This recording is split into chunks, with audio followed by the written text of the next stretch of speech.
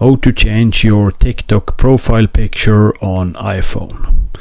First thing you want to do is to go into your TikTok profile, and then you want to tap Edit Profile, and from here you want to tap Change Photo,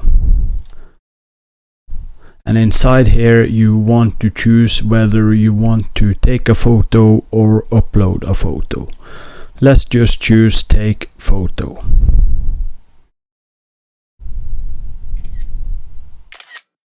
And then you want to tap Use Photo.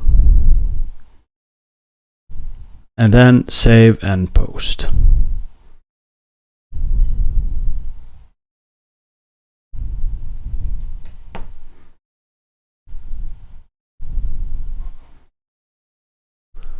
So this is how to change your TikTok profile picture on your iPhone.